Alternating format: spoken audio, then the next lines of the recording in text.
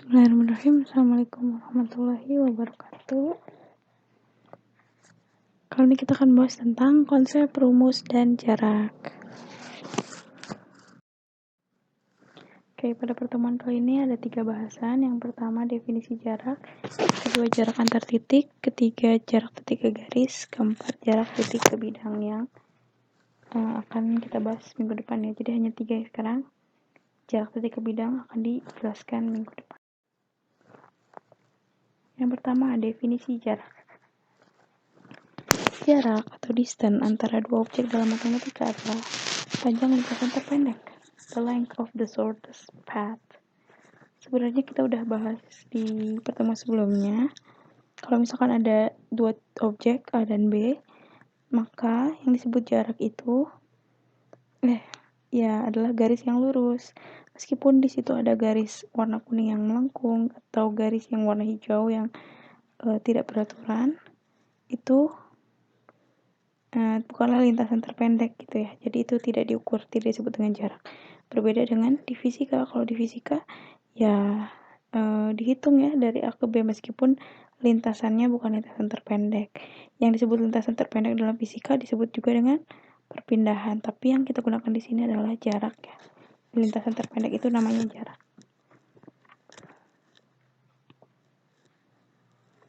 Nah, oke.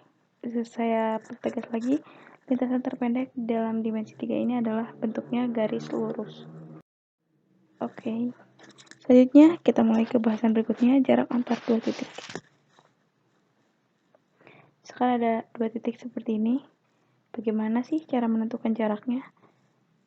Seperti yang kita tahu, menggunakan garis lurus. Dan garis lurus itu gimana cara menentukan panjangnya? Ya diukur aja. Kalau di SD kita sudah belajar, kita menggunakan penggaris ya sebagai alat ukurnya. Di SMP kita juga pernah menggunakan koordinat kartesius. Seperti ini. Gimana cara menghitungnya? Kalau misalkan diberikan dua titik pada koordinat kartesius. Titik pertama disebut X1Y1, titik kedua disebut X2Y2. Maka kita punya rumus jarak antara dua titik adalah akar dari X2 min X1 dikuadratkan ditambah Y2 min Y1 dikuadratkan. Tapi dalam hal pembahasan kali ini kita tidak akan menggunakan koordinat kartesius. Oke, sekarang jarak antar dua titiknya gimana dong kalau nggak pakai koordinat kartesius? Nah, biasanya diberikan informasi bantuan lain dengan garis bantu yang lain ya. Contohnya misalkan diberikan segitiga. Jadi ada dua garis bantu lain, garis tegak dan garis mendatar. Itu sudah diketahui berapakah yang garis miringnya. Seperti itu. Selain segitiga juga mungkin diberikan persegi atau jajar genjang atau bangun datar lainnya ya. Sudah kita pelajari sebelumnya. Dari situ kita harus mencari tahu berapa sih panjang segmen yang mewakili jarak antara dua titik tersebut. Oke. Selanjutnya yang kita bahas adalah segitiga. Kenapa? Karena segitiga ini banyak sekali membantu untuk menghitung jarak antar dua titik ini. Dan karena segitiga juga merupakan bidang datar yang paling basic. Kalau dibahasakan bidang datar yang paling dasar gitu ya. Apa sih yang harus kita ketahui tentang rumus-rumus yang ada pada segitiga? Ini segitiganya. Oke, tentu saja rumus luas ya, yaitu setengah alas kali tinggi. Kita lihat lagi gambarnya, ada segitiga siku-siku. Nah, gampang dong cara mencari rumus luas segitiga siku-siku. Alasnya adalah yang bawah, yang A, tingginya yang B. Tapi di sisi lain kita juga bisa melihat nih, misalkan garis D ini tegak lurus dengan garis C.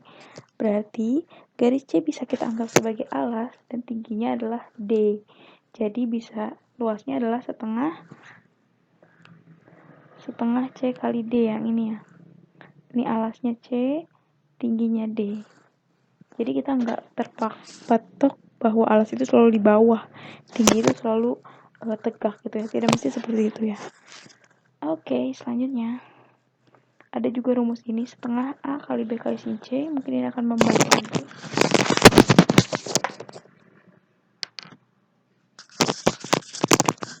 Yang terakhir adalah akar dari S kali S min A kali S min B kali S min C, di mana S-nya adalah jumlahan sisi-sisinya atau kelilingnya ya. Kalau A, B, dan C-nya ya sisi-sisi segitiganya. Oke. Khusus untuk segitiga siku-siku, apa sih yang kita punya lagi? Kita punya dalil Pythagoras, yaitu A kuadrat tambah B kuadrat sama dengan C kuadrat. Ya, ini klasik ya, sering dibahas. Selain itu, akibat dari dalil Pythagoras kita punya namanya triple Pythagoras, yaitu adalah pasangan A, B, C yang memenuhi dalil Pythagoras. Contoh yang paling sering keluar adalah 3, 4, 5. Kenapa? Karena 3 kuadrat tambah 4 kuadrat sama dengan 5 kuadrat. Selanjutnya yang paling sering digunakan 5, 12, 13. Kemudian 7, 24, 25. 8, 15, 17. Dan seterusnya kalian bisa cari di internet. Triple Pythagoras itu apa aja, yang bilangan bulatnya. Kemudian kalian tahu ya, sisi terpanjang adalah sisi miring. Kalau yang sisi lainnya tentu saja sisi-sisi tegaknya. Oke. Itu tentang segitiga. Nah, ada lagi nih di buku paket mengenai gimana sih cara mencari si panjang D ini. Nah, hal itu ada di masalah 1.6 kalau tidak salah di halaman 16. Kalian bisa baca ya. Kalau misalkan ada yang kurang dipahami, nanti kalian boleh diskusikan di grup. Oke. Next. Oke, sekarang kita melihat jarak antar dua titik dengan permasalahan yang ada di buku paket halaman 13, masalah 1.3. Permasalahannya adalah dalam suatu kamar berukuran 4 meter x 4 meter x 4 meter dipasang lampu tepat di tengah-tengah atap. Kamar tersebut digambarkan sebagai kubus ABCD EFGH. Berapa jarak lampu ke salah satu sudut lantai kamar?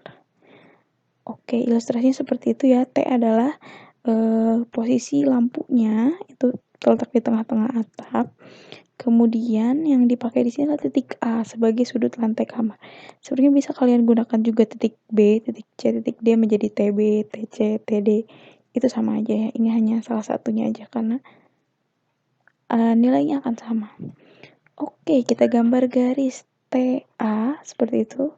Kemudian kita cari lagi nih. Oh, ternyata kita menggunakan titik bantuan ETA membentuk segitiga siku-siku. Sepertinya dari sini kita bisa dapat informasi si panjang AT-nya berapa. Coba kita lihat lagi ya. Ini panjang EA ini kan rusuk ya. Berarti dia 4 meter. Kemudian kalau ET ini kan sebenarnya setengah dari diagonal EG. Setengah dari diagonal EG.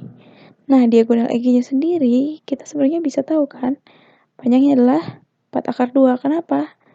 Karena sisinya 4, EF 4, FG juga 4. Berarti dari rumus Pythagoras kita dapat ini 4 akar 2. Oke, karena akar dari 4 kuadrat tambah 4 kuadrat ya.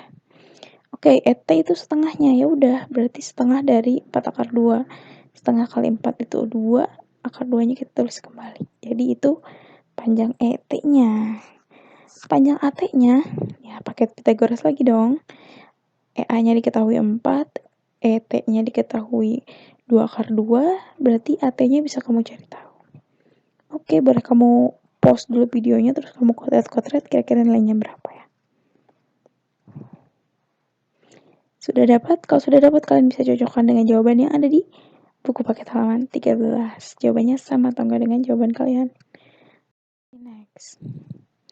Ini kesimpulan awal, cara menentukan jarak antar titik. Pertama, tentukan segmen garis dari titik pertama ke titik lainnya. Garisnya itu seperti apa? Gambar. Kemudian, hitung panjang segmen tersebut itu berapa. Biasanya kita gunakan rumus apa nih yang udah kita tahu. Bisa juga menggunakan segitiga dan rumus Pythagoras. Itu yang paling sering ya. Oke, kita lanjut ke bahasan berikutnya. Sebelumnya ada latihan nih buat kalian. Kerjakan latihan tentang segitiga, nanti saya akan lampirkan di kolom tugas. Kemudian kalau sudah lanjut ada latihan yang ada di buku paket halaman 12 nomor 1 sampai 5. Semakin sering kalian mengerjakan latihan, kalian akan semakin terbiasa untuk menjawab soal-soal itu ya. Jadi lebih baik lagi kemampuannya. Oke. Bahasan berikutnya yaitu jarak titik ke garis. Nah, ini masih ingat nggak latihan lari si Tony nih di pembahasan sebelumnya? Lintasan terpendek antar titik dengan garis haruslah seperti apa? Harus berupa garis yang tegak lurus dari titik ke garis tersebut. Waktu itu kan titiknya itu sebagai si Tony-nya ya, terus garisnya itu sebagai garis finishnya. Maka lintasan yang dibuat si Tony agar menempuh jarak terpendek gitu ya, lintasan terpendek itu harus yang tegak lurus. Ini ilustrasinya seperti ini. Nah, harus tegak lurus. Jadi jaraknya itu panjang dari segmen garis ini ya.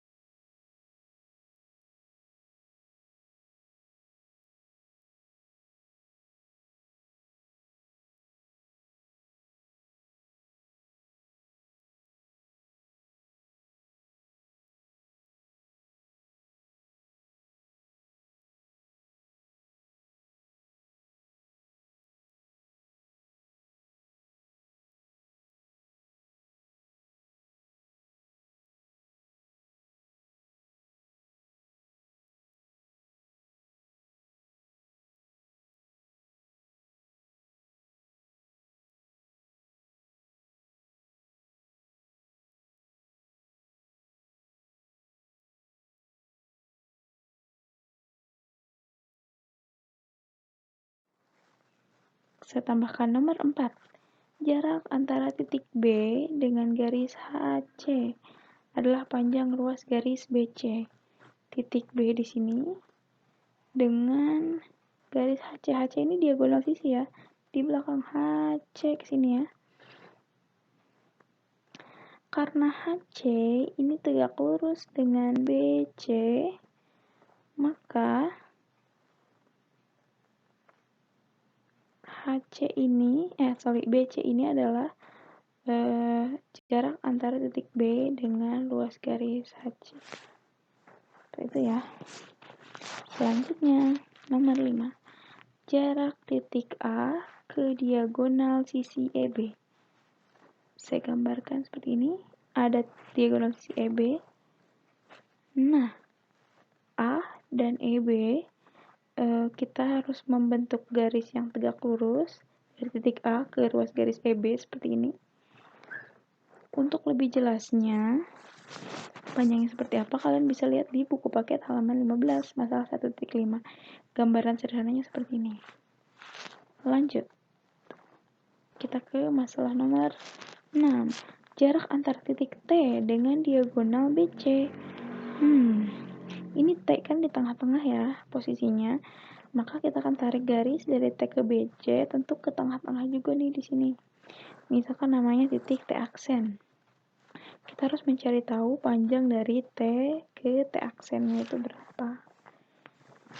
Salah satu alternatif caranya yang saya contohkan, kita bisa menarik garis dari T ke titik tengah FG di sini. Kemudian dari titik tengah FG kita lanjut ke T aksen. Karena kan panjang T dari ke tengah ini tuh sama aja kayak setengahnya rusuk ya, setengahnya EF. Kemudian dari sini ke T aksen itu kan sama aja dengan panjang rusuk. Jadi misalkan kalau rusuknya 4, berarti T ke pertengahan ini 2, dari sini ke T aksen 4. Jadi ininya 2, ininya 4, sisi miringnya kita juga bisa cari tahu pakai rumus Pythagoras deh. Gitu ya, jadi jarak dari titik ke garis. Oke, kesimpulannya, gimana sih cara menentukan jarak titik ke garis? Ini sorry ya, harusnya garis ini di sini tulisannya. Yang pertama, tentukan segmen garis dari titik tersebut yang tegak lurus dengan bidang. Ini perlu diimajinasi sedikit ya. Semakin sering dilatih, kamu akan semakin terbiasa dan semakin bisa. Selanjutnya, setelah menentukan segmennya, kita hitung panjang garis tersebut dengan rumus yang sesuai. Seringnya menggunakan segitiga dan rumus Pythagoras. Oke, sekian materinya. Selanjutnya agar kalian lebih mantap nih menguasai materinya, coba kalian kerjakan soal latihan 1.2 di buku paket halaman 17 nomor 1 sampai 5. Jika ada pertanyaan silahkan tanyakan di grup atau di kelasnya. Oke, terima kasih. Materi sementara sampai sini dulu. Pertemuan selanjutnya kita akan membahas tentang jarak antara titik ke bidang. Assalamualaikum warahmatullahi wabarakatuh.